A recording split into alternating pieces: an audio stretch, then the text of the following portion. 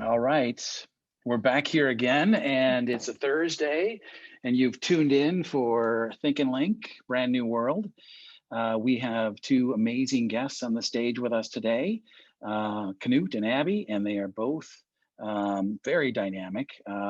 We are going to cover the subject of death, but it is going to be fun and interesting, as well as a whole bunch of other subjects for sure, mainly because this is a very dynamic duo. They were paired up as the team said they would be ideal together, and you'll see why as we get into this further.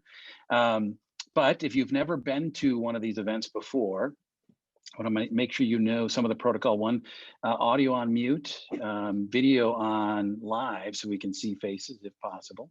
We are recording this and putting this out into the world and sharing with our community these inspirational conversations. Comments, questions, and thoughts in the chat.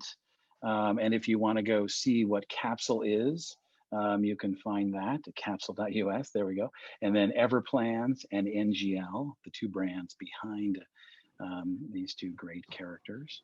And then, so our sponsor, Capsule, and our other sponsor, we have a new sponsor on board, Dynamico, and they are going to be actually hosting the next one coming up. They are a HubSpot implementation team, and if you don't know about HubSpot, then you're missing out on something in the world. It is Salesforce, but easier, friendlier, better for small business, and absolutely amazing. And they implement a lot of HubSpot. So no more of that kind of wandering into spaces. This used to be a networking event. It is kind of still. So if you ever want to put your LinkedIn profile into the chat, I'd welcome that. I'm going to try this out as a new thing to see if people want to drop in their LinkedIn and network with people in this group. Please do so. We welcome that. But without any other ramblings by me, I'm going to hand it over to Knut to give his background and to hopefully show off the logo of this on his shoulder and tell a little bit of a story about that. Because sure, I'll start right there. All right, there we go. Yeah, there you go. You see that? It looks way better on TV today because Michael Thompson, who just unfortunately bogeyed 17 at the Masters, is wearing it.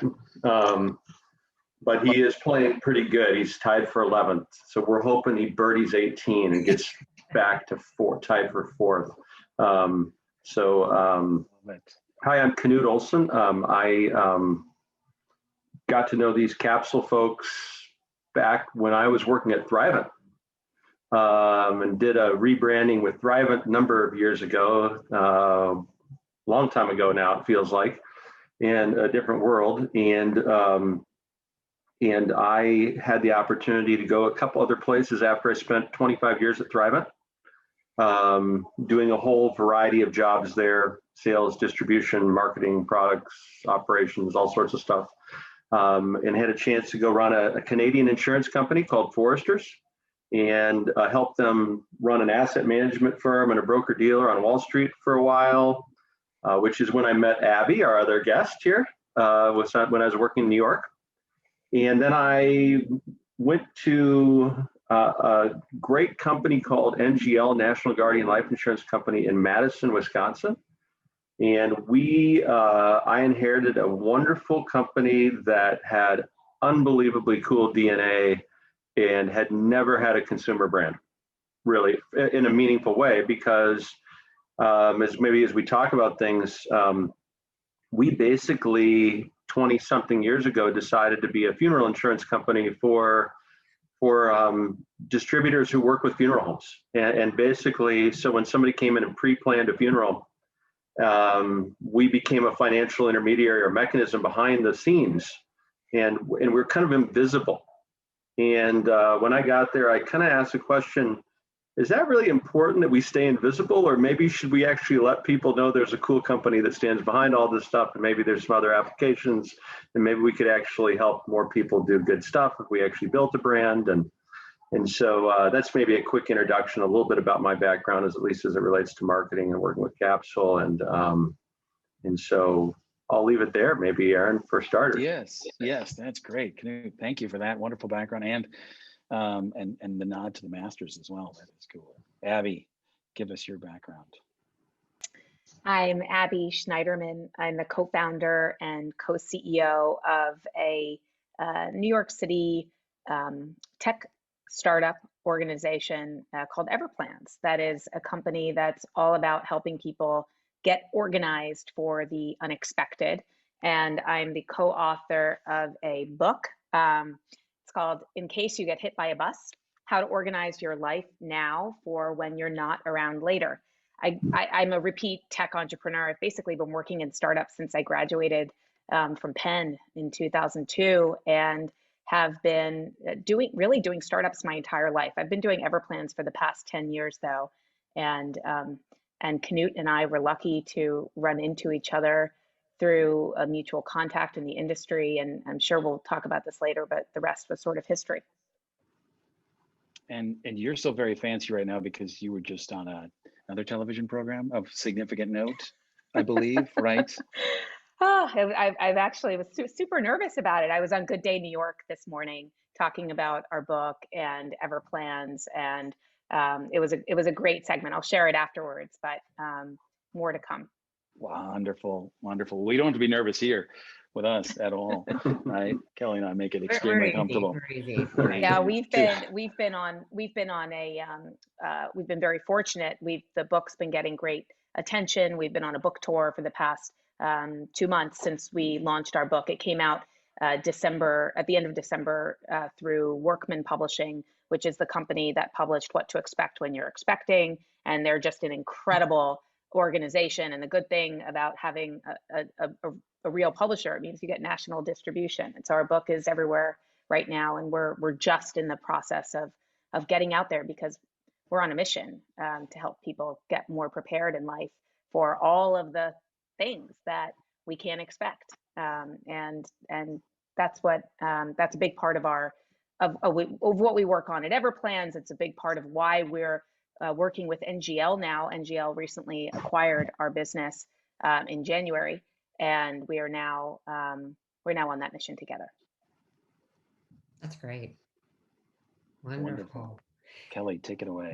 Let's jump in. Knut, Abby, pleasure to have you here. Honored, excited, because even from our previous call, our prep call, knew this is going to be a very entertaining conversation, to say the least. So let's jump right in. And Abby, you were touching on this when we talk about technical or digital in the tech space, and what many are referring to as digital transformation that's continuously happening as it's evolving, and how we apply that within our organizations. If we can talk about, so certainly there's an impact on our work and our personal lives, and then specifically within your industries, your respective organizations, I'm assuming sometimes it's not until tragedy or we lose a loved one, or we're forced to start thinking about end of life planning, that we start to think about things such as estate planning and being able to access that financial information, passwords. Abby, I saw you did a piece talking about, where the digital, I guess, firewalls that we don't consider when we're trying to access information when we're doing the estate planning. So if we can talk a little bit about the necessity of digitalization, which we're seeing is more evident now than ever, and the friction that it can add to the process. Can you share how you've both tapped into digital platforms in your own organizations, and really how it's helped you optimize efficiencies? Who wants to start? Sure, I can start. This is an area that we're and maybe it helps to give a little bit of the background of our business, which is directly tied to the digitization of this information. But really, the original idea for our business came about when I was planning my wedding 10 years ago. And I was using all of the digital services that are out there for brides to be, like the knot.com and Martha Stewart's websites. And I was on them every day, and I was on their apps and their calendars and their checklists and their, all of their digital platforms that they have. And I don't know why my brain went from marriage to death, but I started to think about what's next in life and what are the other digital platforms and resources that are out there that are going to guide me and handhold me through the rest of my life in the way that I was so owned by these types of sites for this very happy life occasion, and found that there were plenty of resources for all the happy occasions, plenty of resources for weddings, plenty of resources for having kids, plenty of resources for buying your first home, financial planning, even retirement planning. Although after retirement planning, that was it. There were no more digital services or online applications that were geared towards this area. And so the original idea was to create the first modern consumer brand, helping people think about what we now call life and legacy planning. And the history of our platform is that we started by creating content. We said, let's first test whether or not there's going to be any interest in this topic, if we can get people engaged in the topic. By the way, and we can talk about this later, our whole notion was that we have to actually physically change the language of this topic online, digitally, in order to get people to engage with it. It can't be overwhelming. It can't be scary. It can't be morbid. We have to get people thinking about it in a modern, human way. And we started by writing content. We wrote over 500 articles. This was about 8 years ago, on everything from how do you write a will, to how do you pre-plan your funeral, to how do you name a power of attorney, to what do you wear to a funeral, and everything in between. And lo and behold, our site, ends up getting over 3 million people a year who come to it just to read the articles. But a big part of our personal story is that about a year after we launched, to your point, about personal stories leading to building digital, platforms in this area. About a year after we launched that, my brother was tragically killed in a car accident on his way to lunch while he was on vacation with his family. And a driver hit him head on, an impaired driver hit him head on driving down the wrong side of the road. And we had no access to anything. We didn't know if he had a will. We didn't know if he had funeral plans. We didn't have access to his digital accounts. We didn't know how to get into anything. We had no idea what he would have wanted. And we were thrust into this position of having to figure out what he would have wanted, make all sorts of decisions in a really short amount of time. And what we say, and that was really what created our company Everplans, was we needed to go so much further than providing content. We needed to help people get a plan in place ahead of time and provide them with the digital tools and resources and platform to get a plan in place. And so we allow people to upload, store, share, and keep up to date digitally, everything from their wills to their life insurance policies, to their healthcare directives, to their funeral plans, to their recipes that they want to make sure get passed down from generation to generation, or photos, or household information, or passwords. And so digital for us was critical. It's critical in our business that people have access to important information digitally, because you're never by your safe deposit box or at your desk drawer when an emergency strikes. So that was a long way of saying digital, is critical for us, but we're an online technology platform, so of course it is. No. Who also cares deeply about food. That's really core to your business model. That's really why we became friends, is because Abby's and her colleagues at Everplans are constantly eating. And they always have food in the office. And that's why I knew we were going to get along, because I love to eat. And because we gave you the best donut. Yeah. You made me have half of, I would just started a diet and you made me consume half of an awfully good donut. I recall that. Yeah. And all the really good Jewish holiday kind of like sticky, chocolatey stuff too. You've done that to me too. All really good stuff. That's why I love you guys. One of the many reasons. Hey, Kelly, digital for an insurance company like ours is a totally different but connected issue. And I imagine there are some folks who are like us, where you have an existing business that's not digital. Mm-hmm. It is paper. So when I came to NGL, it might have been the most archaic, paper-oriented business in the history of humanity. We still receive faxes. We still receive faxes every day, and quite a bit of paper from funeral directors. Who William Bonacorda is on the call, who's one of our folks that helps us work with funeral homes, and he'll tell you that there's some funeral directors out there. I think there are about 18,000 funeral homes in the United States who they don't really know about this whole smartphone thing. or this whole email thing. They still are they just got used to the fax, and they're kind of thinking that's pretty cool. And so we're having a hard time. So you can only imagine. So our journey, when I first met Abby, here they're light years. They started digital. Everything about their business is digital. And you have a paper, everything about this business is paper business trying to make a marriage.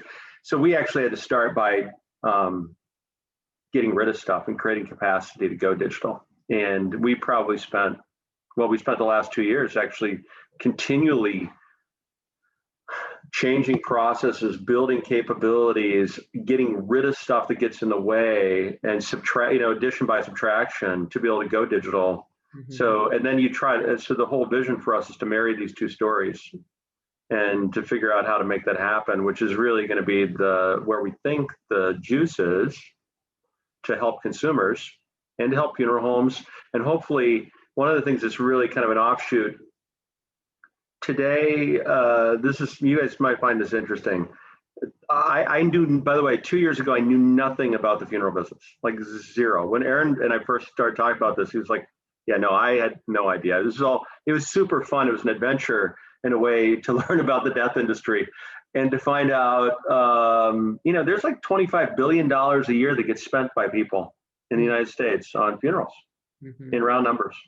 And so not a small economic piece of the pie. And only about $3 billion gets spent to pre-plan. And the folks like William that are experts in this would say that if there's 25 billion of what they call at need, so the actual delivery of the services, that there ought to be like 12 billion-ish, 12.5 billion-ish, 50 cents on the dollar of pre-need, of people pre-funding and planning. So, me being an outsider who's been in financial services for 30 years said, boy, that sounds like there's $9 billion of available market share that nobody's thinking about. And I wonder why that is. And probably there's a bunch of consumer preference issues, like wanting to access digitally, wanting to access through their employer and not through a funeral home, wanting to access direct online, and no one in our business has really even begun to think about how to crack the code on all that. And then I met Abby, who had been trying to think about cracking the code on that for a while.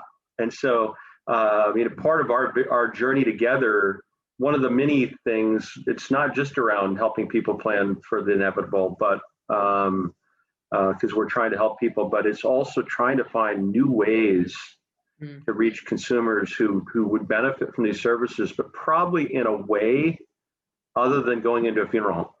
Right. Yeah, we have to rethink the whole experience. I mean, from my own personal experience, having dealt with many people who have either had losses or witnessed, in the events of my own immediate family, I remember being in that funeral home and I wanted to be, anywhere else other than in that funeral home at that moment. It was a very scary, very crazy experience. And by the way, people, they don't want to have that type of experience. They want to just be able to use their phone, not have to talk to necessarily a funeral director, maybe connect with an expert at some point in the process. But there are all sorts of things that we can start to reimagine and rethink. And it was certainly the reason why we were obviously so connected with Knut and his vision and NGL from the very start. That is great. Yeah, right. Thank you. Yeah, we probably all of us had someone close to us who's died or in some form, and you get that moment of you're in that environment and trying to make decisions then versus making decisions years in advance and planning these things. It always makes sense, but there's so many social barriers, and you're both in this really challenging space. Yeah, the challenging thing about life insurance in general and in selling intangible products to people who know they need them but don't necessarily want to deal with it is like, I've been doing this for 30 years and it's just a bugger, right? Because the reality is most, unlike auto insurance or things where you need to do it, by the way, the government mandates you do it, or health insurance, the marketing around all that's very different. And that's why we see Progressive and Geico, spending the amazing amount of money they do on brand awareness, right?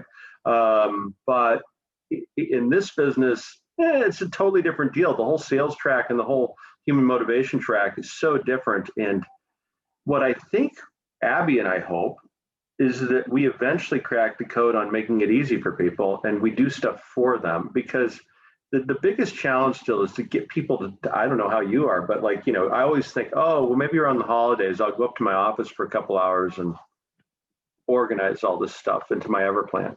And I do, partially because I feel guilty because I own Everplans and I feel like I'd be a real bad person if I didn't. But other people wouldn't have that same motivation. So we keep thinking, and we'd love ideas as to, you know, how do we populate stuff? Do we work with employers? Do we work with other folks? How do we start to drive enough basic information into this to where people have a track to run on and where it actually works, and where we do things for them versus demanding more of consumers? So if I had to tell you, like from a market perspective, that's what's on my mind more than anything else, is how do we shift from always requiring more of consumers and how do we do more for them? Yeah, that's, to me, that's like the $1 million question that we struggle with. Yeah, marketing as a create that service. Yeah, and how do we create that sense of urgency for people so that they get past the inertia, they actually get I heard a great somebody called me a few weeks ago and said, I have a great story for you about getting prepared and Everplans. He said, I was skiing with my kids on spring break. This was just literally 3 weeks ago in Vermont. And he said he's a healthy guy. He got down to the bottom of the mountain and he fainted. He fell out of his skis. He cracked his skull. He's fine now, but he was out. And the paramedics came and his daughter was with him. And he had just a week before, I don't know how this happened, a week before, he had put all of his information into his Everplan and had shared that information with his daughter. And when the paramedics came, she had her phone and was able to get his health insurance information, what medications he was taking, all of this incredible information. And he said, you really, saved us at that minute, because he didn't have his wallet on him because he was skiing and he left it back at the hotel. So I said, well, how did it happen that you had just walked your kids through it a week ago? He said, that was crazy. And he said, well, I've been trying to do it for the past year, but I kept putting it off. And I said, well, what finally got you to not put it off? He said, my kids, they said to me, if something were to happen to you, we have to know where everything is. And he said, I finally did it for them. And so that is another one of our big challenges, which is how do we get people to actually do it, everybody says this is so important. It's so important to plan. It's so important to do all the things that we work on every day. It's so important to get things organized ahead of time, but then they don't actually go and get it done. And so, so in addition to what Knut, you're talking about, which is so critical, we have to actually do the work for them, but we have to get them to the door. And that's another one of our big challenges that we face every day. Wow. Yeah, this is which kind of sparked the question of this is mission-driven work, right? In the biggest sense of it, like the importance of it. And I believe you see it that way, but I'd like to also hear like what gets you up in the morning to get going and to do this work, because there's huge barriers, cultural barriers, technological barriers, motivational barriers that are in front of people to actually getting up and doing this. Knut, do you have a perspective on that? Yeah. So we've been on a journey for, when I got to NGL, the first thing I recognized is we needed to be more of a mission-driven business than we were. We had all these wonderful, good people, and we cared a lot about customer service. It was kind of fundamental to our ethos and our brand, but we didn't really have a purpose or a mission that people was, and having worked at Thrivent, for those of you in Minneapolis that know Thrivent, I mean, that when I was there, it was all about purpose. I mean, that was what got us all focused, and we were very focused on purpose. And then I worked for this Canadian company, which also was all about purpose. And so, we have spent 2 years with Capsule's help and thinking, and I had a CEO I worked with years ago who used to say the best strategy normally comes out of, a couple of good bottles of wine and dialogue. And I think there's real truth because it just takes time. And I will say that after 2 years of being at NGL, we've launched 2 brands. We've kind of relaunched NGL, and we started a worksite group benefits business called Bright Benefits that Capsule helped us with as well. And the purpose of both of them is becoming more clear all the time and becoming more mission driven. NGL, we haven't landed on consumer messaging yet, but we think it is around helping people finish their lives well.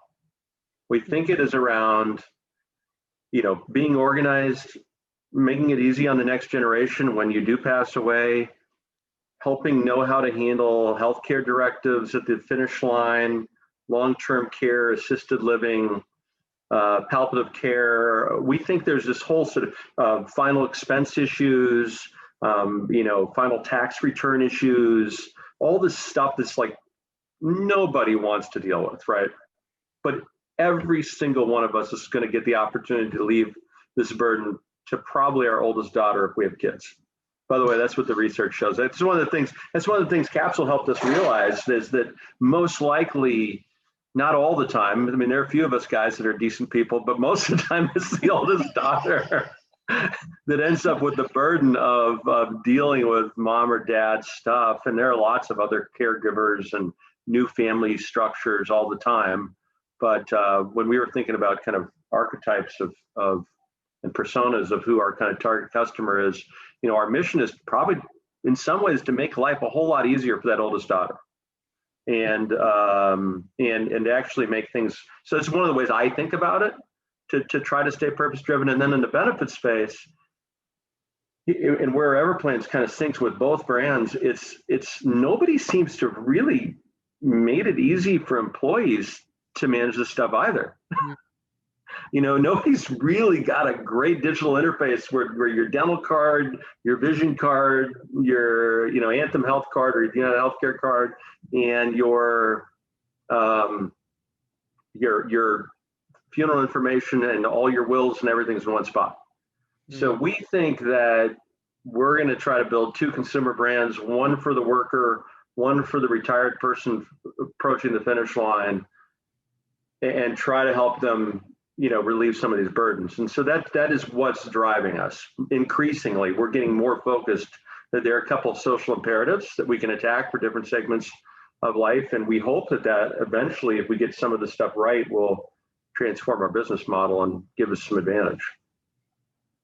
And never before has this been more important. I mean, just look at what we've all been through over the past year with COVID, and our whole world was just hit by a bus in slow motion in the form of a pandemic.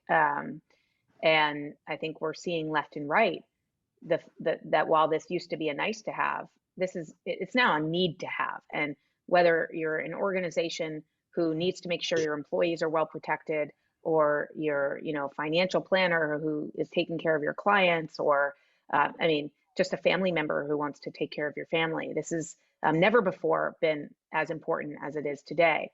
And we just all have to. At our company, we are a mission driven company, as stated. We are, every single person at our organization is on our mission, which is to help get people a plan in place and protect their families better than they ever have before. And I think if you were to ask any single one of our employees, they would say that's what gets them out of bed in the morning. We are incredibly focused on company culture. We believe that, and treating our company and the people who work at our company like a family, taking care of the people who work for us like we would take care of our family. We have a huge emphasis at our company on taking care of the team and making sure that they are in a position to also take care of their families. And so we believe being mission driven has been a huge benefit, not only to to our business, but to, to the employees. They like where they work. We have extremely low turnover. I can only remember one or two people who's ever left our company in 10 years, intentionally. So it's something we care deeply about. And it's really about I hate to tell you this, do some feedback. It's actually about food. Let's get to food. I mean, you are underplaying that in a major way, because it's true. Every time I've ever been to your office or been with you, or frankly, even just been on a Zoom call, there's normally food involved. It's true. Normally, the company, your first day at the company starts with food. And every day, into the company involves food. We have a what we call a snack driven culture. Everyone loves talking about food, cooking food, eating food. We actually deployed a kind of a neat remote work food idea a few months ago. One of our employees came to us and said, since we're all remote, we're not together and we can't, find ourselves in the kitchen together or eat lunch together. What if we did something special? And so what we've done is we've set aside a monthly budget, and every month we have an anonymous drawing where you get assigned one employee at the company anonymously. You know who they are. They don't know who you are. And you get a budget to send them something special to their home. And then each month we have, actually, I'm missing it right this minute. The company's doing the big monthly reveal for March, where you find out who sent you. I mean, people have sent boxes of cookies, or they'll send healthy vegan snacks. It's been an amazing way of getting to know each other and finding out more about the people you're sending something to, and also a really delightful way of togetherness during this crazy time. And for a long time, anytime a new employee started on their first day, didn't they get taken to lunch by either you or Adam, and then or by the most recent new employee or something, I think? It's true. So we have it was always my goal that if you started our company, I want it to be your best first day ever that you've ever had. That's our goal. No matter, we don't care if you learn every single thing you're supposed to be working on that minute. We want you to have the best first day ever, so that you're super psyched to come in day 2, day 3, day 4, and that you pass on that feeling to others. And so we started this something called the new person. I don't know what it's called anymore. The new person program, where when you start on your first day, you get taken out to lunch by the most recent, newest person at the company. And they take you out, they tell you, this was pre-COVID, obviously, but they show you, they tell you about the company, they tell you who to go to for coffee, they tell you or where to get coffee, they tell you who to go to for certain types of questions, and they really start to incorporate you into the company culture.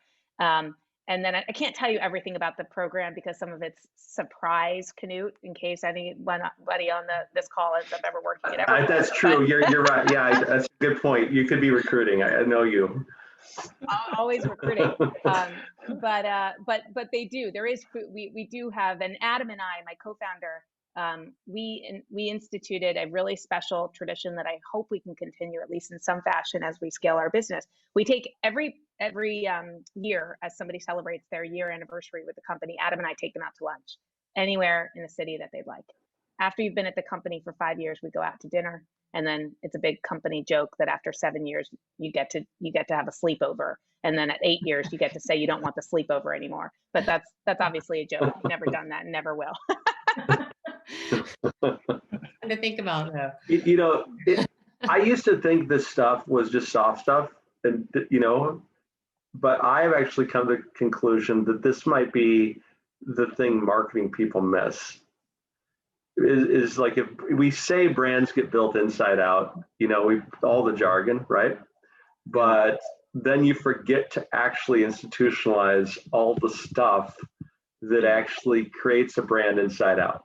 It gets people treating other people a certain way with a certain, ethos, and then it permeates into the culture, and then it permeates into how you think at work every day, and it permeates into how you treat your customers and your marketing partners, et cetera, right? And so one of the reasons I knew when I met Abby that this was going to be a good match between organizations is I knew I was inheriting this organization that was really nice, but didn't have a lot of institutionalized systems to drive culture.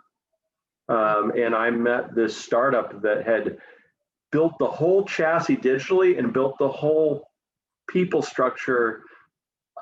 There was so many systems around how they treated each other. I was just astounded by it. And I was like, well, we got to figure this out. And it took us a couple of years to figure it out, but we eventually got it put together. And I will say there's a lot that we're still learning how to do too. We know it's really important to us, but now particularly in the COVID, post-COVID era, we know things are going to change.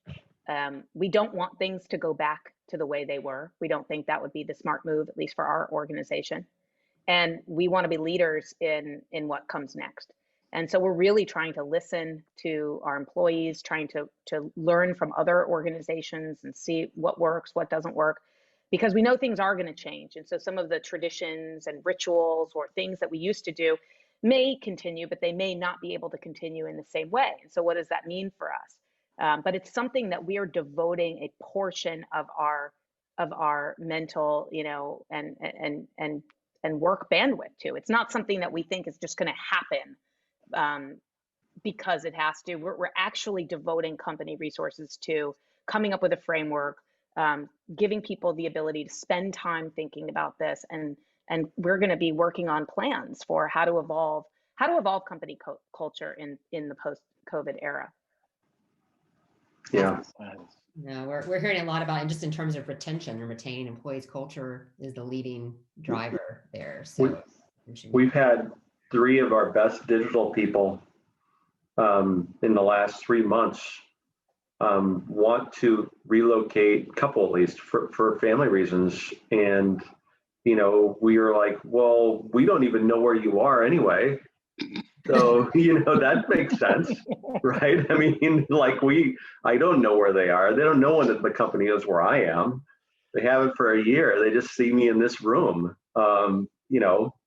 and so we are definitely transforming. By the way, on that topic, Abby had an amazing, cool, like all these New York startups, she had the coolest office ever in the West Village, West 20th, right in the heart of near Flatiron and all that, near all the cool stuff, all the great coffee shops, all the great restaurants. And what are you down to, a storage room?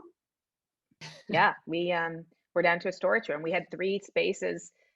We were down in Flatiron, and we had three leases. We gave up 2 of our leases that expired at the end of the year. We did not renew them. We're down to 1 tiny little room that is basically a storage room at this point, because we're trying to figure out what comes next.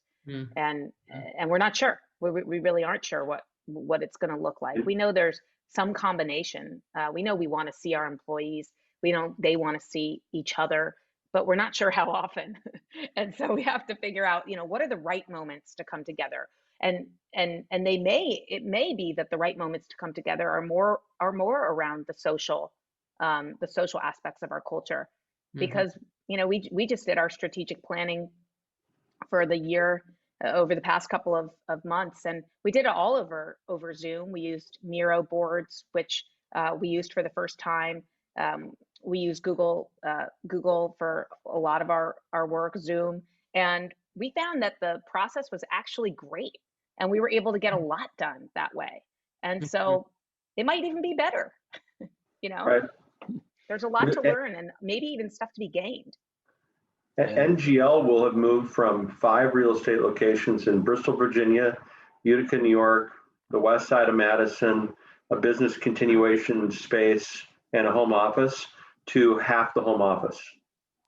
So we've divested in 4 of them, and we think we're going to come back into half of our building. We happen to have the nicest location in Madison, Wisconsin. It's on a lake. It's a gorgeous building. It's got a killer view.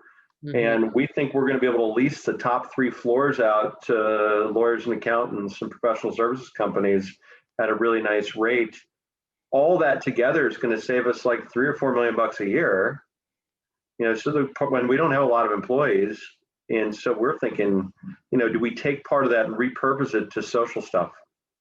And we just completely change the culture, bring people together, do really fun things, increase our expenditure on food. And so we're spending $15 million to remodel that building right now. We've already made a decision that we're not coming back for 13 more months, because we've started down the path of turning it into truly the nicest space in Madison, and with a lot more community areas, fireplaces, couches, kitchens, cool stuff. So it's a pretty big bet for us. We're really hoping that our workforce thinks that we're cool, and not like, Jamie Dimon or Goldman Sachs are making all their employees come back the way they were before COVID. We're hoping that we get some of their top talent actually. Recruiting. Yeah, I mean, you're bringing people back with a carrot versus a stick, right? And it seems like some of those, like the JP Morgans of the world, are bringing them back with a stick. Like it's you have to mandatory situation. You got to be back in the office this number of days or whatever else. If you I'm not that cool, but I've got all these boys and girls. I've got 7 kids, 2 biological, 5 adopted kids. They're all in their 20s, and I'm pretty sure none of them want to work at a place like that. That's like my. Working at pretty cool places like Nike and Dell and other places, and they just I don't think they would think that was cool. Pretty sure. Right. But what you're describing, Knut, I want to come hang out at your new office. Can we get an invite once that's in place? It's going to be pretty. And we got this cool group called Hip Hop Architect, kind of American guy who worked with our design crew, and they are doing kind of a diversity inclusion lobby, and it is the coolest. I can't tell you. You'll have to come see it. It's going to be, I think, the coolest space in Madison too when you walk into our lobby.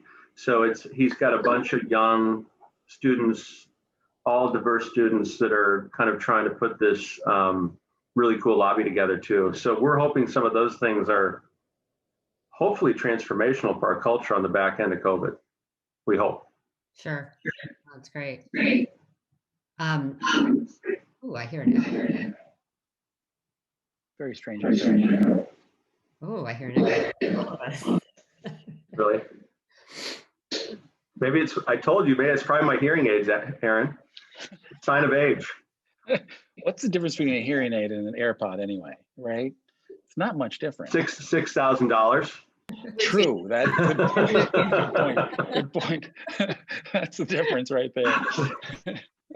No, I think we fixed our problem. I would love to jump into another question. I actually saw this just show up in the chat, and we're touching on it when we're talking about certainly company culture, but would love to hear both of your perspectives.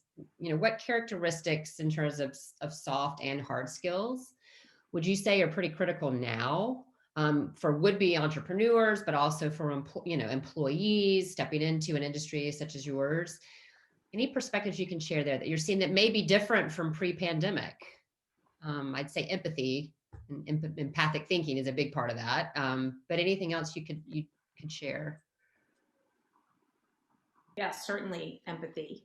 I think also we're seeing that different skills are emerging that people have or don't have as it relates to talking through a Zoom. Whereas it used to be that not necessarily in our organization, but we've witnessed sales roles, for example, where it used to be really important to be able to take your client out to a ball game or play a round of golf. If that's not how you do your work, how do you create those types of relationships online or over the camera, through the camera Zoom? And that not necessarily that's it's just changing, I think. So we have to, I think today, be more aware that if people are going to be more distributed, if we are going to be out of the office, working remotely at least part of the time, that we're going to need people who are able to do that and do their jobs, as effectively. Right. Yeah, that's for sure. The two words that we've been using a lot are flexible and this kind of asynchronous ability to work. Mm-hmm. And we think that's one of the emerging skill sets for workers, period, is going to be, instead of relying on informal communication, Mm-hmm. a water cooler chatter, whatever, a meeting, something that's highly structured, to be able to develop enough relationship with another worker to work on a project, leave it for them to pick up and work on it, pick it back up. I think there's this whole skill set around collaboration, and so flexible collaboration, but not in real time, but asynchronous time. Yep. I think that's going to be I think the most progressive companies are going to have real intentionality around developing that skill set. And they're going to also invest in core capabilities that allow for that kind of collaboration. The companies that do that, I think, will leapfrog. And because you're going to find, I have two people I rely on most every day, are my chief of staff and my head of kind of administrative services, right? One of them is at her computer at 4:30 a.m. every day, Jessica. One of them is at her computer between 9 and midnight every day, Marita. I work with both of them on lots of projects. It's super important for them to somehow get me information, because I like to work actually during the day, and then let Marita kind of like take it, to midnight, and then Jessica pick up at 4:30. And by the time I get acquainted with the work the next day, it's in a very different spot. Mm-hmm. We can spend 5 minutes on it. And it's just an example. I think we're going to have to get really intentional about that. I don't know what others think, but I think that's going to be big. No, and that work-life balance too, and how, right. Absolutely. Yeah.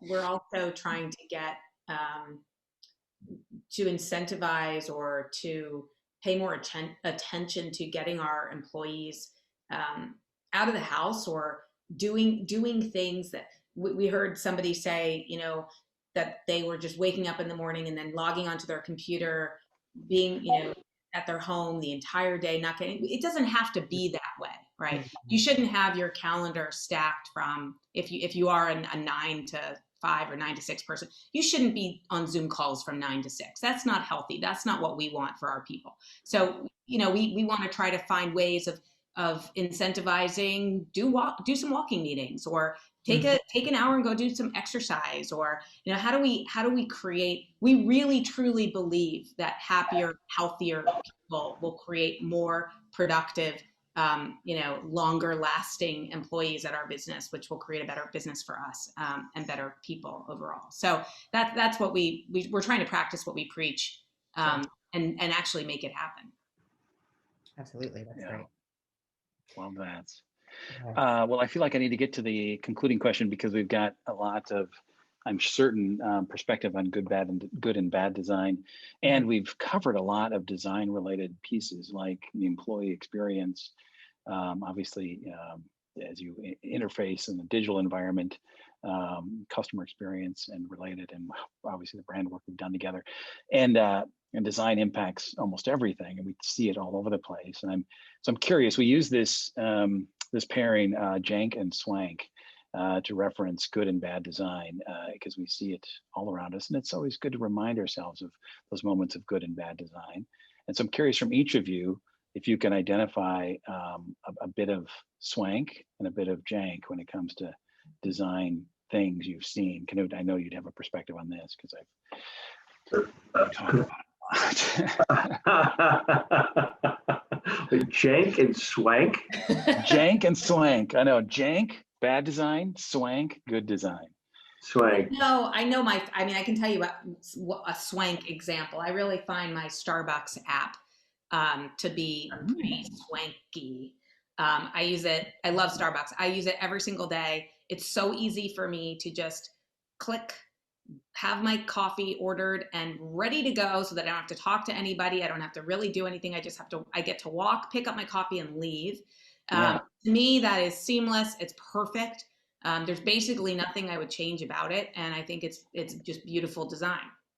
Love that. Mm-hmm. That's a great example. I've been fascinated by that one because we actually did an experience design project with Caribou and proposed that as a thing, probably 2 or 3 years before they launched that. And looking back on it, we kept saying, would people really do this? Would people really order their coffee before they walk into the coffee shop? I mean, how hard is it to walk in and order it at a counter with someone? And that was debated back and forth, and they decided to not do it.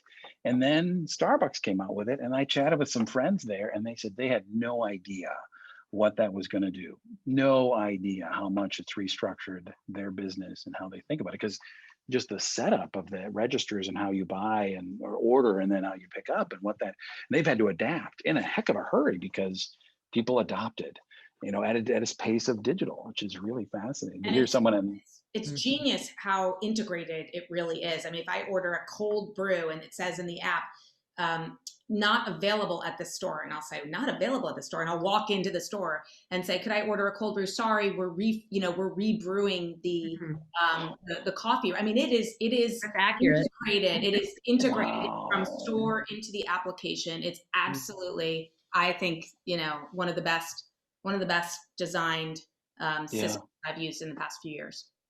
That is, it's cool. I mean, I love food, but during the pandemic, we used to have a favorite coffee shop that went out of business right before by the way, I happen to live in Nashville. So I live in a walking neighborhood not too far from the downtown area of Nashville, Tennessee. And I probably walk 2 hours a day, by the way. And I bother my direct reports. I have 7 direct reports that are cool enough to put up with me walking. So I schedule my one-on-ones with those 7 people while I'm walking. That way I don't feel quite as guilty about taking that much time to myself. But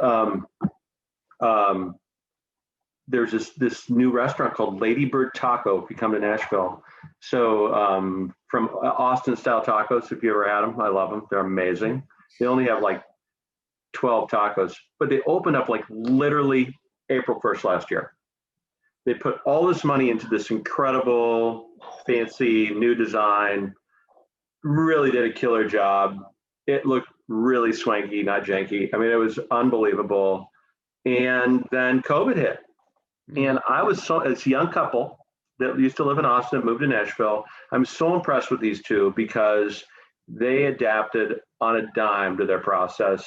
And they had one door where you ordered and one door where you picked up, and they figured all that out. Well, then the weather got bad. We have this thing called winter and we have storms. Well, that didn't really work anymore. So they immediately went to an all online. They just went all online for a while, but you could still pick up. Well, I mean, I think they might be the most successful restaurant in the 12 South neighborhood now during COVID. I mean, I literally order a taco at least 5 days a week. At least 5 days a week. All right, now I have to come out there. Now oh my gosh, I'll have to make a trip. Their hash browns are like really amazing. They're like crispy. And so egg, hash browns, and queso. They'll put queso in my taco over my eggs and hash browns. It's the number 2 on their menu. I literally do number 2, add queso 5 times a week. All right, now we're going to do, after you've been at the company for 7 years, we're going to take you to Nashville to get tacos. That's going to be the new thing. That's the new program. Not the sleepover. Not the sleepover. And I can tell you an example. I was thinking about Jank, the healthcare systems that all of the fact that I have 2 little kids, a 4-year-old and a 9-year-old, and I have my own doctors and whatever, and the fact that every single system is in a different place with different medical records all over the place, no access. It's very complicated. It's not streamlined. It's just ridiculous. There needs to be a more centralized way of being able to get access to your health information in one place.